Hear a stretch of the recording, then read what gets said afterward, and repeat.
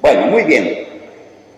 Para comenzar, vamos a decir que por lo general, la Biblia, cuando es católica, se va a distinguir en que tiene la palabra sagrada.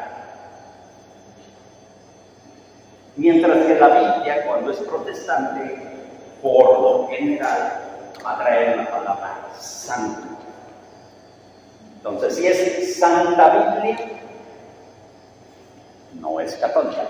Si es Sagrada Biblia, es católica.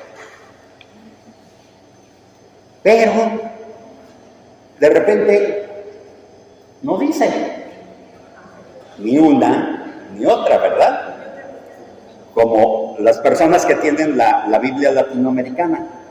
O, por ejemplo, la Biblia de Jerusalén. Y entonces se queda uno así como, ¿y ahora qué? Bueno, no se preocupen.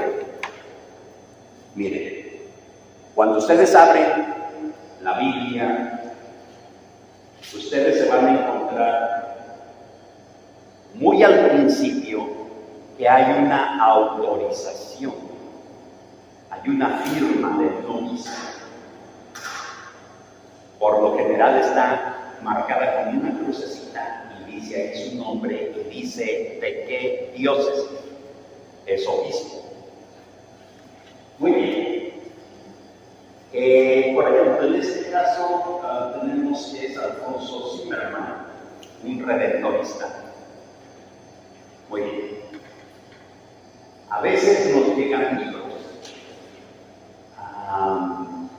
que hablan como de cosas espirituales, como de Dios, como de Cristo, y nos quedamos, ¿este libro es católico o no es católico?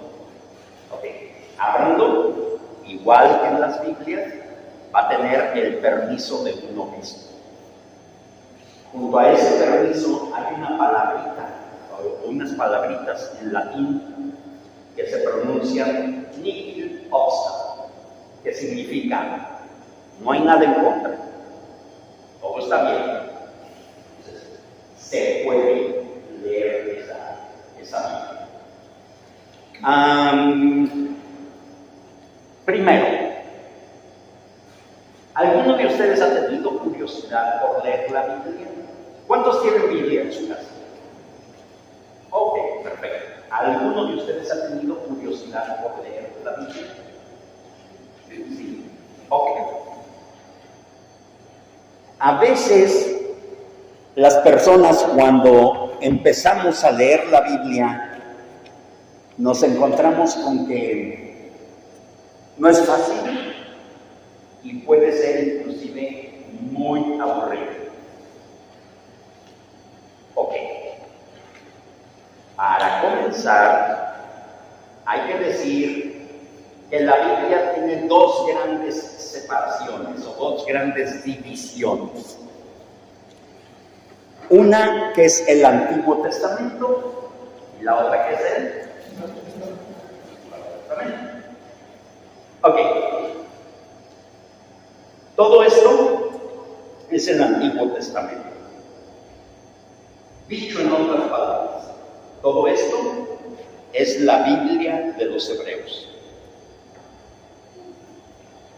Cuando Cristo vino al mundo, Él nos relata los evangelios, que Él asistía a la sinagoga. Y en una ocasión, Él leyó en la sinagoga. ¿Qué era lo que leían? Esto. ¿Cómo llegó todo esto después? Bueno, había muchos escritos acerca de Jesús y había muchos escritos que hacían los primeros apóstoles a sus comunidades. Un día, un papa dijo, todo esto está muy desorganizado, hay que discernir cuáles son escritos válidos y cuáles no. Entonces, puso a un grupo de sabios a analizar lo que estaba escrito en los escritos, y de acuerdo con el estilo que estaba escrito, de acuerdo con lo que decían acerca de Jesús, pues ellos se podían dar cuenta. Tiene sentido con todo lo que sabemos de Jesús. Yo te lo sigo aquí.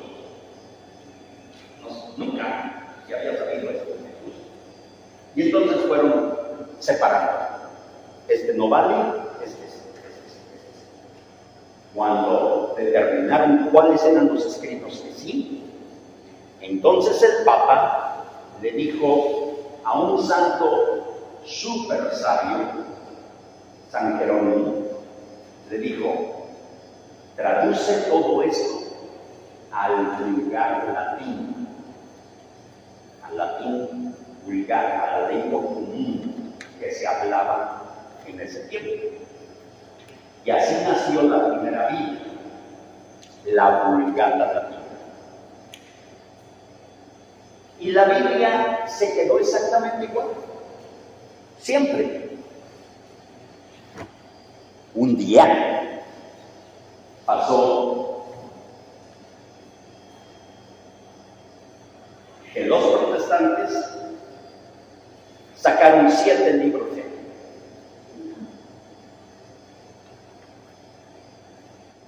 Era el año 1826. Ya existía México como país. 1826. Ahora le toca la pregunta.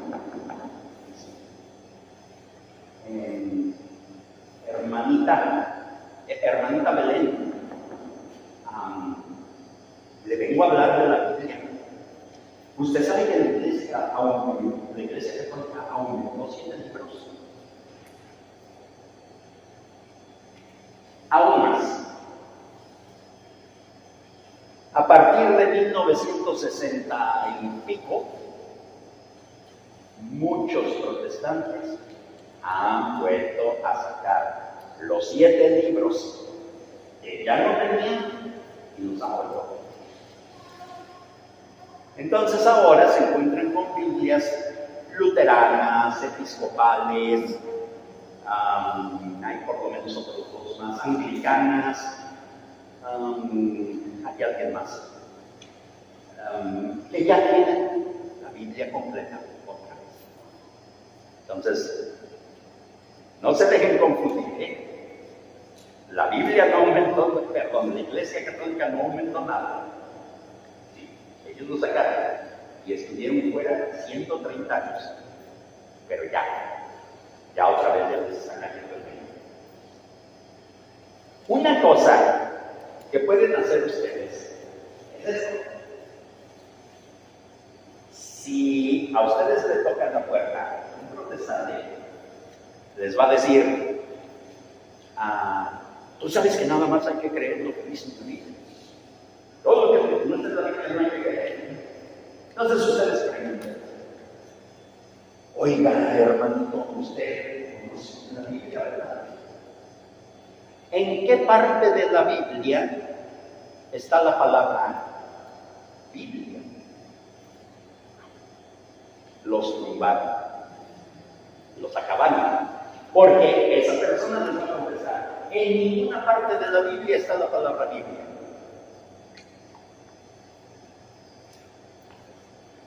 La palabra Biblia está en la Biblia, pero está en uno de los libros que ellos quitaron. Por eso la palabra Biblia no aparece en la Biblia. En su Biblia se aparece aquí. Bueno, ¿de qué nos habla el Antiguo Testamento?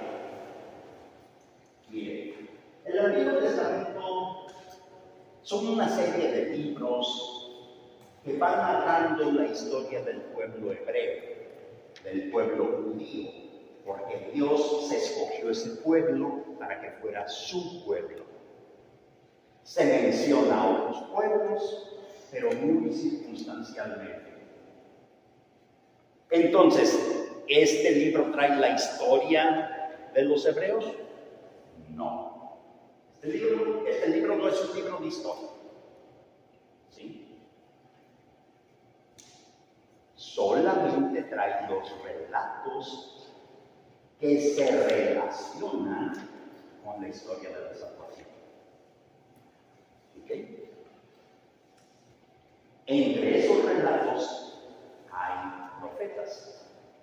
Esos profetas anuncian cómo va a ser el Mesías. ¿Qué hay en el Nuevo Testamento? Pues justamente la historia de ese Mesías. ¿Sí? En el Nuevo Testamento va a haber 4 relatos que son los evangelios, va a haber cartas y todas ellas se van a centrar en Jesucristo. Entonces, el Antiguo Testamento nos prepara para lo que va a ser el Nuevo Testamento. En el Antiguo Testamento hay muchos personajes y cuando yo menciono el nombre, a ustedes les viene una idea a la cabeza. Por ejemplo, si yo digo Adán, pues ustedes piensan en el paraíso terrenal, ¿cierto? Si yo dijera la palabra Noé, ustedes pensarían en el arca. Bueno, hay un gran personaje en el Antiguo Testamento que es Abraham. Abraham es considerado el padre de la fe. Dios le habló a Abraham cuando él ya tenía su vida, él estaba tranquilo, estaba acomodado, o sea, tenía sus animalitos, sobrevivía, estaba bien. Y le dijo el Señor: sal de la tierra, porque te voy a entregar otra tierra. Y Adán no preguntó. Ahora agarró su morralito y vámonos. Una fe grandísima. Le dijo el Señor a Abraham. Era anciano y su mujer era estéril. Además de que también era anciana. Y le dijo: tú vas a ser el padre de una descendencia grandísima. Sal y ve las estrellas del cielo. Ustedes han visto en el campo, a oscuras, en un bosque, han visto el cielo estrellado. Es una belleza. Ahí ve uno la grandeza de Dios. Pues imagínense, Abraham viendo las estrellas. ¿Las puedes contar? Así va a ser tu descendencia. Y él no, él cree. Y después tuvo un hijo, y ese hijo, el Señor le pidió que lo sacrificara. Y Abraham pensó: bueno, pues, Dios no puede todo, Dios puede resucitar a este niño, entonces yo. Y ya cuando iba a dar, se le apareció un ángel y dijo: ya vi que tú no estás dispuesto ni siquiera a negarle a tu hijo único, a Dios. Por eso Abraham es el padre de la fe. Una fe gigante. Pero así como tenemos esos relatos, tenemos otros relatos en donde el pueblo ya veamos. Y Dios promete: mira, si tú eres mi pueblo, tú vas a tener cosechas abundantes, vas a tener muchos hijos, vas a tener paz, vas a tener todo. Y el pueblo, y Dios les daba un coscorrón y los castigaba con algo. Y el pueblo se arrepentía y pedían perdón y Dios los perdonaba. Otra vez. fallar, perdonar, fallar, perdonar, fallar, perdonar. Estamos igual. Ay, Diosito Santo, sí, yo te perdono. Y al ratito, yo le decía a un padre, oiga padre, ¿por qué somos tan cabezones? No, yo no sé por qué somos tan cabezones. Pero esa es la historia de la salvación. Un Dios que siempre es fiel a su alianza. Muy bien. ¿Recuerdan ustedes que platicamos en la semana pasada que los hebreos, ¿qué hacían cuando querían sentirse más cerca de Dios? Justamente, se subían a una montaña. En los relatos del Antiguo Testamento, vamos a ver que un personaje se subió a una montaña y ahí recibió los 10 mandamientos. El personaje fue Moisés. El monte era el Sinaí. En el Nuevo Testamento, otro personaje se va a subir a una montaña: Cristo. Y va a hacer el sacrificio de sí mismo por nosotros. ¿Alguien recuerda el nombre de la montaña? El Calvario. El Monte Calvario. Dos momentos grandísimos. Entonces, leer la Biblia no es aburrido, es muy emocionante, pero tenemos que aprender a leer la Biblia, ¿sí? La primera latita que encontramos es que cuando vemos una cita de la Biblia, nos encontramos con algo así. ¿Sí? Hay unas abreviaturas y nosotros podemos imaginarnos que esto significa Juan. Y si fuera la abreviatura MT, Mateo. MC, Marcos. Pudiera ser Macabeos, pero va a ser Macabeos. Va a tener un número primero, porque como hay 2 libros de Macabeos, va a ser 1 Mac o 2 Mac. Pero a veces la abreviatura resulta que es algo así como, vamos a decir, por ejemplo, MI. Y yo les decía el miércoles a los papás: MI, Miguel, Micaela, Mickey Mouse. ¿Qué será MI? ¿Sí? Bueno, les voy a contar una historia real. Estaba yo de estudiante y teníamos la clase de trigonometría. Espero que ninguno de ustedes haya tenido que pasar por ese suplicio. Okay. El maestro de la clase era un ingeniero. Era un hombre ya maduro. Y claro, nos llevaba en sabiduría de calle. Nosotros estábamos chamaquillos, pero de esos estudios presumidos. Todo lo sé, todo lo sé. Y pues claro, se dan unas pitorreadas de nosotros el ingeniero. Y un día nos hizo una travesura bien buena. Resulta de que nos dijo en el examen, todos temblábamos de miedo cuando iba a ver el examen. No sabíamos nada. Y llegamos al examen y dijo el ingeniero: muy bien, ahora para empezar este examen, pueden sacar su libro. Uy, no, pues todos miran.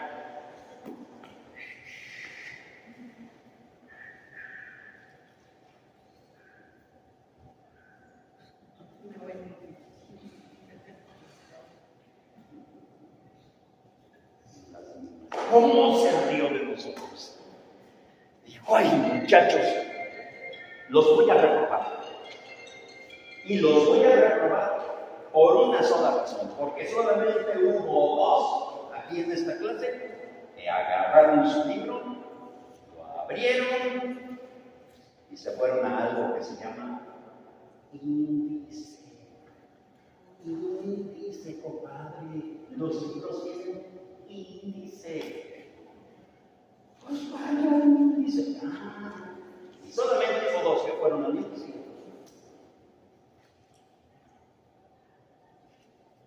Ya contestaron eso. Ok. Yo sé que hay mucha gente que tiene un memorión y se sabe versículos y capítulos pues como yo no. Entonces yo les voy al índice. Y en el índice de su Biblia ustedes van a encontrar las siglas, ¿sí? Y ese famoso mi va a resultar que es Miqueas, y va a decir en qué página está el libro de Miqueas. Y entonces ustedes llaman y abren ese libro. Nomás buscan el capítulo y luego del capítulo buscan el versículo. Entonces se vuelve muy fácil, ¿sí? Y mucha gente ya ahí mismo yo no sé qué sea mí, yo no sé en dónde estará, si estará antes de Oseas, estará después de Baruch, estará. Y sí, yo no sé. Otra, nadie nos ha enseñado cómo leer la Biblia. Miren, cuando yo estaba muchacho, pues tampoco a mí nadie me dijo cómo leer la Biblia. Y entonces yo, muy saleroso, agarré la Biblia de mi papá. Era una belleza. Era esta traducción. Es la traducción del padre Torres Amat. Tiene un español antiguo precioso. Es difícil de leer. Bueno, pero mi papá la tenía en la Biblia familiar, en la edición familiar, así bien bonita, con el árbol genealógico y unas estampas preciosísimas. Y entonces yo fui y abrí la Biblia y empecé por el primer libro, por el primer capítulo, por el primer versículo. Todo estaba genial, porque es el libro del Génesis.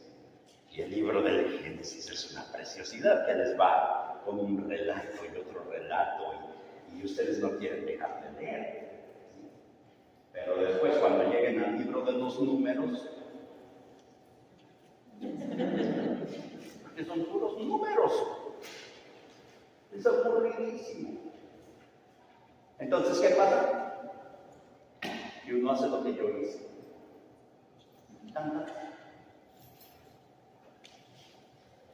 Les voy a dar un consejo. Empiecen por la vida de Jesús, porque eso es lo que más conocemos. Y además de que es, una enseñanza tras otra, un ejemplo tras otro, un milagro tras otro. Es un relato apasionante. Y comiencen por el evangelio más pequeñito, que es el evangelio de San Marcos, que además tiene una ventaja. San Marcos fue la base para hacer el evangelio de San Mateo y el evangelio de San Lucas. Entonces, ustedes, una vez que ya leyeron el evangelio de San Marcos, que es bien chiquitito, ya saltan al evangelio de San Mateo o al de San Lucas y ya conocen muchos de sus pasajes. Entonces, todavía la lectura es más fácil. Entonces, consejo número 1, vayan al evangelio de San Marcos. ¿Sí? Consejo número 2, ahí toman ustedes la decisión. ¿Qué prefieren? ¿Seguir leyendo sobre Jesús? Pueden ir al evangelio de San Mateo o al de San Lucas. ¿O prefieren empezar a leer los relatos de cómo fueron los primeros cristianos?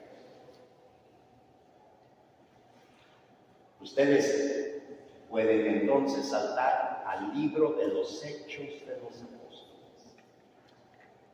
Y ese libro es, ay Dios mío, tiene de todo. Tiene aventuras, tiene hasta risa. Tiene hasta risa.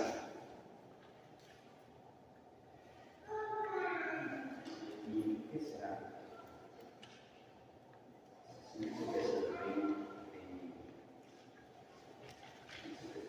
es el rey.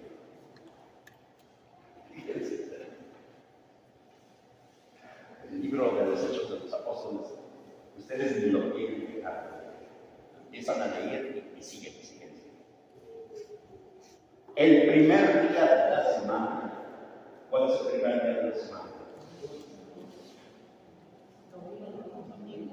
Domingo. El primer día de la semana estábamos reunidos para la fracción del pan.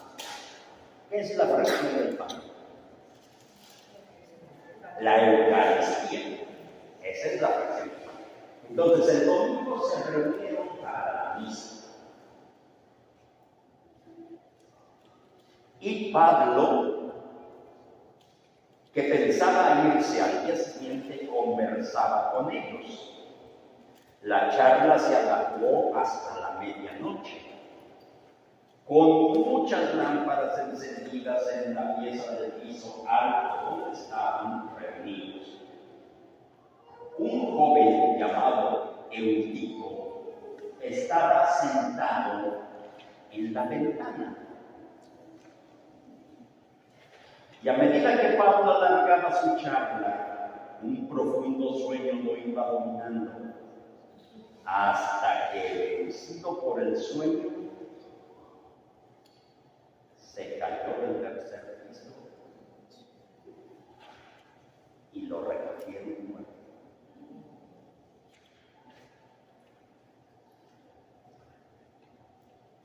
Ahorita se están durmiendo aquí ustedes. Pero se imaginan que estaba San Pablo sí, pues si aquí se caen, se cunda y no pasa nada, no nos vamos a ver, no sé, espantados. Y el pobre muchacho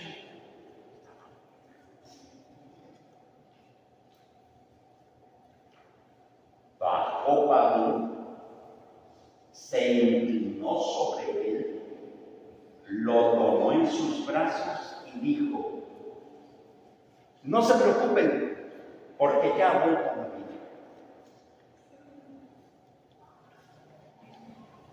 Subió de nuevo, partió el pan y comió. Imagínense nada más lo que era vivir con esos santos.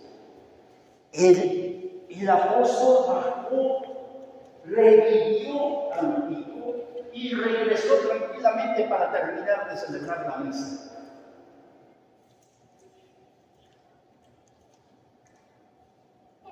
No, el libro de los Hechos de los Apóstoles es una preciosidad. Entonces, ¿por dónde deberíamos de comenzar a leer la Biblia? Por San Marcos. ¿Y después qué podemos leer? San Mateo o San Lucas o los Hechos de los Apóstoles. Oiga, pero sí lo revivió, porque yo lo tomé como que ya pues había pasado al otro mundo y estaba con Jesús. Fíjese que lo revivió. ¿Qué cosa tan... Pasaba a ver en una sombra, con eso los enfermos. Vivir en aquella comunidad, en la primera comunidad donde ya de esos santotes, ha de haber sido bien impresionante. A ver, déjenme regresar.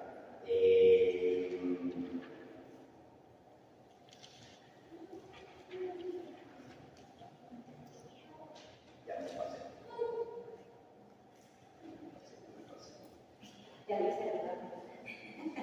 Dice, porque ha vuelto a la vida. Subió de nuevo, partió el pan y comió. Después siguió conversando con ellos hasta el amanecer y se fue. En cuanto al joven, lo trajeron vivo, lo que fue para todos un gran consuelo. Y se quedó platicando toda la noche y sin dormir. Agarró su morralito y se paró. No, el libro de los Hechos de los Apóstoles es una preciosidad. Bueno,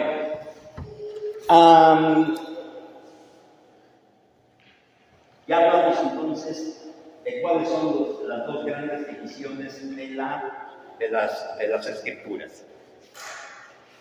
Ya hablamos de cómo está eso de las abreviaturas en las Escrituras.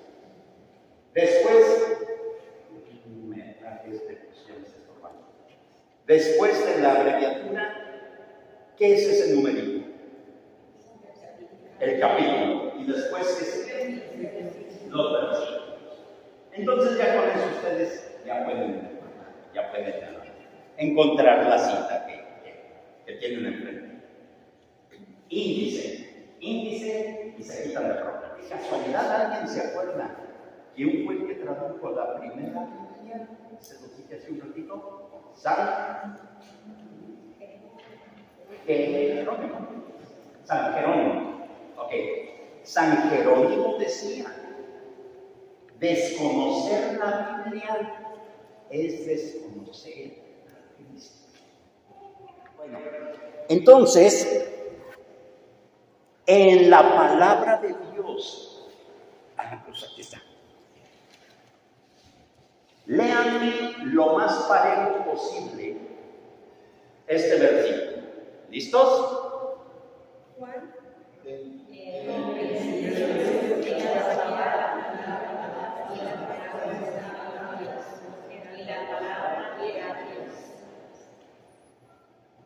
Este es nuestro Señor Jesús. La palabra de Dios, pero muy importante. La palabra de Dios tiene una importancia gigantesca. La misa lo vamos a ver después en un tema.